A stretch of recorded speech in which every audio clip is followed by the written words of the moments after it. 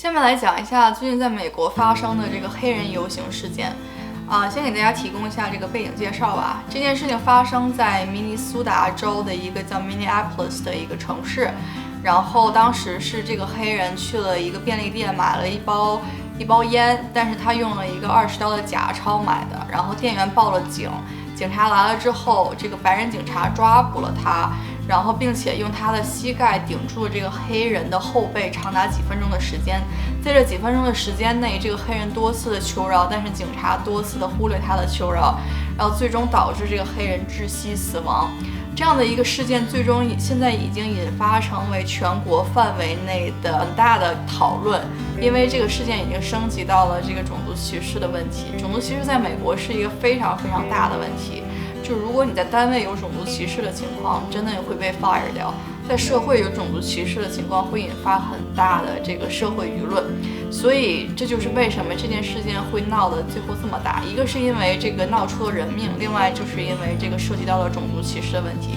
其实游行在历史上已经发生过很多次了。我来美国7年，经历过几次黑人游行，而且芝加哥又是一个这个黑人聚集的地方，所以真的黑人游行还是蛮多的。但是这次的黑人游行其实相对来说是真的是规模蛮大的，因为升级到了这个谋杀的这个 level。而且我想说，这个游行或者是抗议是社会公众向政府表达对政府处理这件事情的不满，然后希望政府对这件事情予以重视。然后像这次游行的主要目的，其一是希望黑人可以得到更公平的对待，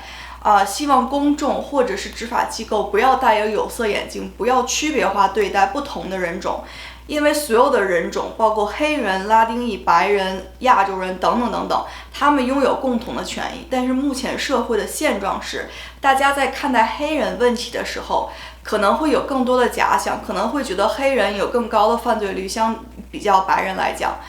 同样的假想不会发生在白人身上，这就是所谓的区别化对待。所以游行的目的，其一是希望可以 get rid of 这样的区别化对待，然后可以希望黑人能够被更公平的对待。其二是希望社会资源可以得到更公平的分配，像包括现在很多警局每年可以拿到一笔资金来购置一些设备，但是这些设备像有一些武装设备，他们每年的用到这些武装设备的频率并不是很高。但是很多人就在想，能不能重新分配这些资源，给到一些更需要这些资源的人们，包括一些社工，包括一些其他的社会资源，希望通过这样做来帮助到更多的人。这就是主要我所知道的他们主要游行的几个目的。所以我想说，这个游行的目的是推动社会的进步，而不是推动暴乱的发生。我相信大家看到了很多暴乱的发生，在这个游行之后，我想向大家普及的一个概念是，这个游行不等于暴乱。我觉得游行的初衷都是好的，都是想帮助更多的人争取更多的公平的权益，但是其中的暴乱发生可能是由于一些人对当时这个警察的一些处事的不满，或者是甚至有一些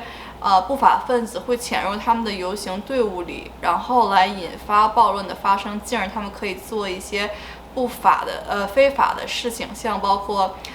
砸一些奢侈品店呀，然后偷一些包啊，等等等等。当然，这些都是一些在游行过程中发生的一些意外。其实有很多的游行，它都是蛮正常发生的，并没有暴乱。但是很多人大家看到的都是游行，然后接着就是暴乱的发生。所以我想向大家普及的就是，游行不等于暴乱。游行其实他们的最初的目的都是推动社会的发展，然后推动社会的进步。然后我只能理解说，暴乱是社会进步所需要的牺牲品吧。由于这次这个抗议这个游行的规模过大，然后特朗普在这个游行连续发生一段时间之后，他也签署了这样的一个行政令。这个行政令是在6月16号美东时间签署的。行政令的主要目的呢是这个，我们也可以看到，是不鼓励警察使用一些锁喉的这样的一个手段，然后并且与此同时要创造一些数据库，鼓励各州及地方执法部门分享信息，包括在执法过程中过度使用武力的警察的信息。这样的话，大家就可以看到这个哪些警察有过这个黑历史等等。当然这封行政令到底能有多管用，目前我们是看不出来的，因为这封行政令仅仅签署了有半个月的时间。但是呢，我觉得消除种族歧视、消除种族不平等对待这样的一个问题，确实不是1天2天就能解决的。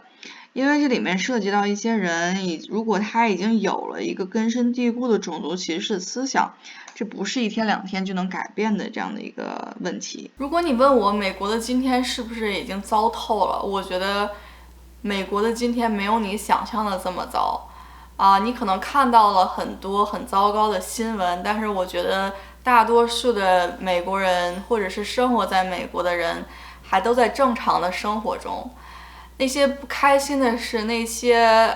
不愉快的事确实有发生，但是是在一个小的范围内发生，然后也不会永远的发生。我希望大家看到的新闻不要以偏概全，不要以为整个美国都被那些事情影响，然后导致美国的社会不能继续发展。我觉得这样会有一些以偏概全。希望我们的这个疫情 COVID-19 可以赶快过去，希望这个黑人能够有一天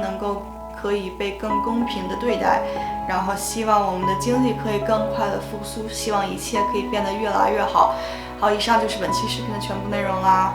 谢谢大家的收看，下期再见啦，拜拜。